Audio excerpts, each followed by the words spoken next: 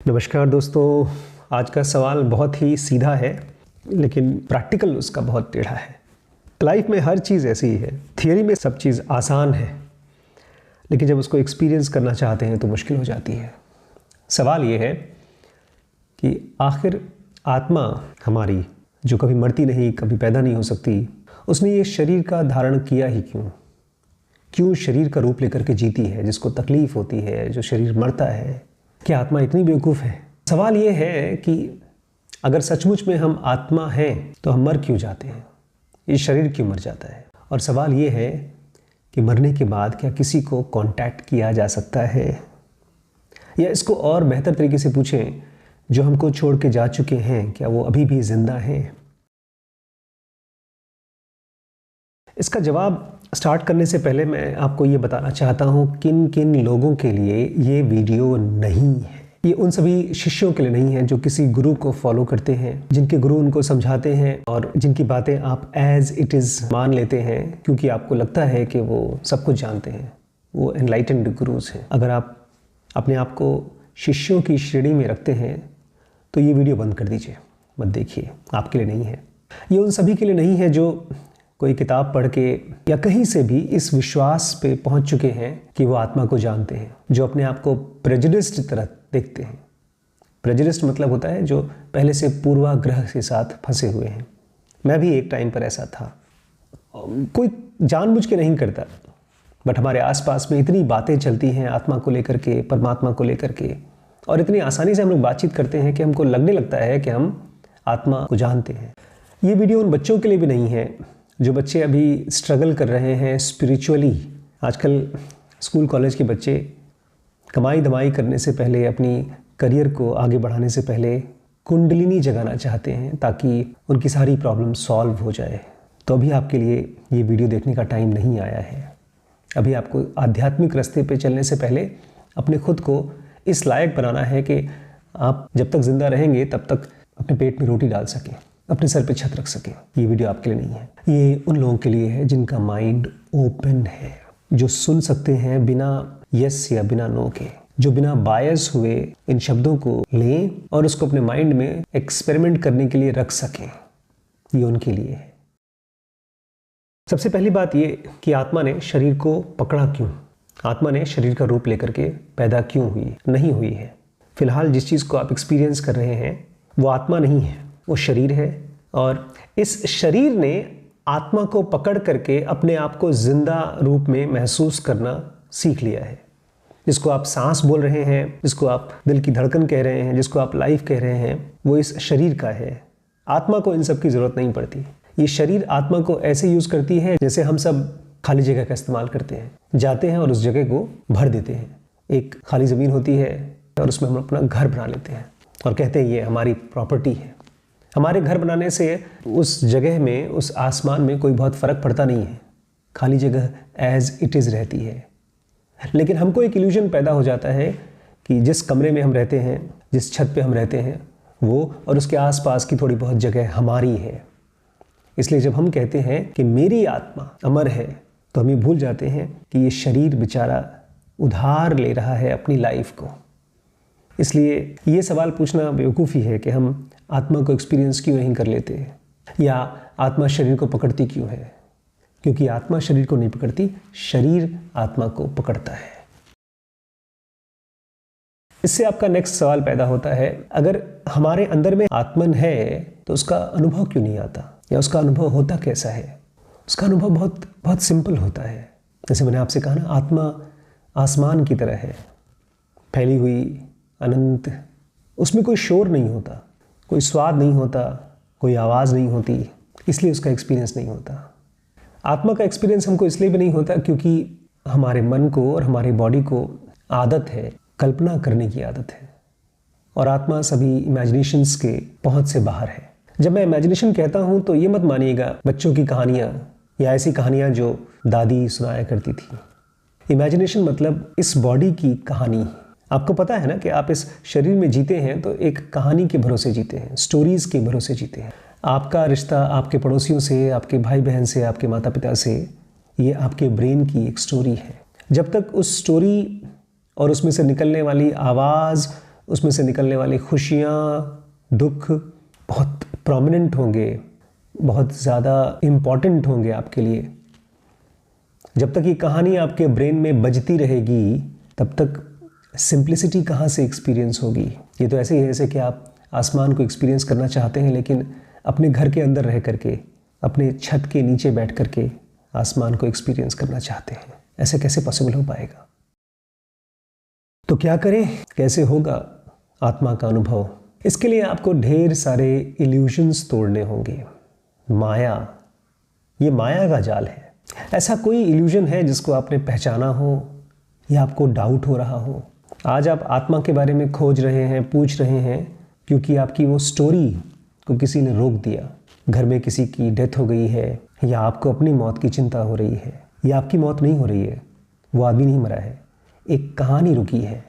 और हम लोगों के लिए बस ये एक इस फर्स्ट पेज से लास्ट पेज की कहानी, मतलब ये सांस जब हमारे बॉडी में आई, वो फर्स्ट दिन वो हमारे लिए डेट ऑफ बर्थ हो जाता है, बर्थ डे हो जाता है। और मरने के दिन हमारे आखिरी सांस को हम गिनते हैं, वो हमारा लास्ट डे है, डेट ऑफ डेथ मानते हैं। इसके पार आप कभी खोज भी नहीं पाते कि कुछ है या नहीं, उसके बारे में जिज्ञासा भी नहीं होती। और अगर आप सचमुच में एक्सपीरियंस करना भी चाहते हैं तो आप उस बंदे से मिलना चाहते हैं जो आपकी ब्रेन में इन स्टोरीज को ट्रिगर करे। कृष्ण कैसे कहते हैं अर्जुन से कि एक जन्म में मैं राम था? ऐसे कैसे कह सकते हैं वो? कृष्ण की कहानी भी तो आपकी और हमारी तरह ही हुई थी। जेल में पैदा हुए, उसके बाद किसी ने तीर मारा, पैर में मर गए, लेकिन फिर भी अर्जुन से बात करते समय कहते हैं एक जन्म में मैं कुछ था, उसके पहले जन्म में कुछ था। वो कहानियां नहीं सुना रहे।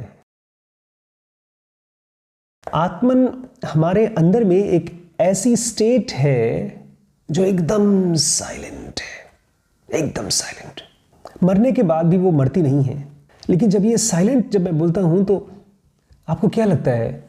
उसमें एक्टिविटी होती है, वो डेड है। मुझे लगता है आपको सबसे पहला इल्यूजन तोड़ना चाहिए आत्मन के बारे में, डेथ का। हमारे आसपास जो है वो कोई भी जिनकी डेथ ने आपको ये वीडियो देखने के लिए मजबूर किया है, वो नहीं मरे हैं, वो कभी नहीं मरेंगे। कहानियां बदलती रहेंगी उनकी, और आप उनके साथ इन कहानियों के किरदार हमेशा रहेंगे। आपकी और उनकी कहानी चलती रहेगी, जैसे कृष्ण की अर्जुन की चलती रही, राम लक्ष्मण की चलती रही, दोबारा पैदा हुए और चलती रही। लेकिन अगर सचमुच में आप इसको सच की तरह एक्सपीरियंस करना चाहते हैं, जैसे कृष्ण ने किया कि पिछले जन्म में मैं ये था, अगले जन्म में मैं ये रहूंगा, आप अगर देखना चाहते हैं कि आपके प्रियजन या आप क्या थे पिछले जन्मों में, तो आपको सबसे पहले डेथ के इल्यूजन को तोड़ना होगा। डेथ एक इल्यूजन है। पतंजलि योग सूत्र या भगवत गीता या जो भी स्क्रिप्चर्स हैं, गहरी स्क्रिप्चर्स हैं, वो थोड़ा सा आप डेप्थ में जाएंगे एक्सपीरियंस के साथ, प्रैक्टिकल्स के साथ, आप इसको देख पाएंगे कि आपकी एक नहीं, दो नहीं, तीन नहीं, चार अलग अलग सेल्फ है, चार अलग अलग शरीर हैं, बल्कि कहना चाहिए 3 शरीर हैं, एक आत्मन है, एक सेल्फ है। और इसमें से फिजिकल बॉडी का टाइम बहुत कम है। ये 1 साल भी जी सकती है, 50 भी और 100 भी, इसके बियॉन्ड जी नहीं सकती। ये एक ऐसा बॉडी सिस्टम है, एक ऐसा साउंड का सिस्टम कह दीजिए या 5 इंद्रियों का शोर कह दीजिए कि ये बहुत बर्दाश्त नहीं कर पाती, इसलिए वो मिल जाती है धरती से। लेकिन मॉलिक्यूलर बॉडी ये आपको हेल्प कर सकती है इस चीज़ को डिस्कवर करने में कि हमारी कोई डेथ नहीं होती। ये वही मॉलिक्यूलर बॉडी है जिसको आप आत्मन कहते हैं, जिसको आप भूत कहते हैं, मरने के बाद जिसको आप कांटेक्ट करना चाहते हैं।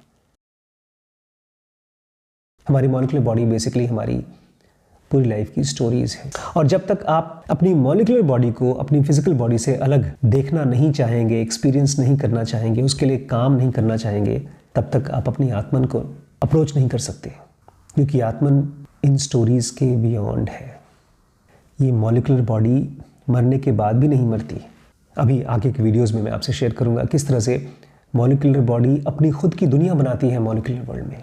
हम और यहाँ पर रो रहे हैं, लेकिन वो जाकर के, जो भी हमारे प्रियजन हैं, वो जाकर के अपनी एक खुद की इमेजिनरी दुनिया बनाते हैं और वहाँ तब तक रहते हैं जब तक कि दोबारा उनको फिर से जन्म ना मिल जाए। आपको बचकानी लगती होंगी ये बातें, कहानी लगती होंगी, इसलिए मैंने आपसे कहा था ना, मत देखिए, ये आपके लिए नहीं है। ये मैं विश्वास करने के लिए नहीं कह रहा हूँ, ये प्रैक्टिकल्स है। सबसे पहला प्रैक्टिकल करिए, अपने सांस का और अपने थॉट्स का रिदम अपने कंट्रोल में लाइए। 3 स्टेप रिदमिक ब्रीदिंग शुरू करिए। स्क्रिप्चर्स को प्रैक्टिकल्स करने के लिए पढ़िए। इसलिए तो मैं सुनूंगा एडवांस एज अ कोर्स पढ़ा रहा हूँ आपको। एक दिन ऐसा आएगा जिस दिन आप हंसेंगे, मुस्कुराएंगे, बोलेंगे अरे खुद को जानने के लिए इतना पढ़ना पड़ा। डेथ होता नहीं है, एक इल्यूजन है, एक तरह का रेस्ट है। जैसे छाया नहीं होती, हमारी परछाई होती है। धूप के समय हमारी परछाई होती है, लेकिन जैसे ही हम छाँव में जाते हैं परछाई गायब हो जाती है। गायब नहीं होती, वो तो छाँव के साथ मिल जाती है। ऐसे ही ये फिजिकल बॉडी एक धूप के रूप में देखिए, और जैसे ही फिजिकल बॉडी नीचे गई, हमारी मॉलिक्यूलर बॉडी मॉलिक्यूलर वर्ल्ड में रहती है और फिर से जन्म लेती है। तो एक चक्कर ये भी है कि आपकी मॉलिक्यूलर बॉडी भी इतने साल तक जीती है, तो आपकी और गहरे शरीर, इलेक्ट्रॉनिक बॉडी और आत्मन की क्या कहना। आत्मन तो कभी पैदा नहीं होती, ये तो कहानियां पैदा होती हैं। लेकिन कहानियां ऐसी हैं जैसे पत्थर पे लिखी हुई लकीर, तोड़े नहीं टूटते। आप कभी हमारे साथ आएंगे तो देखेंगे ऐसी ऐसी मेमोरी बॉडीज हैं हमारे अंदर में जो करोड़ों अरबों जन्मों तक सेव रहती हैं।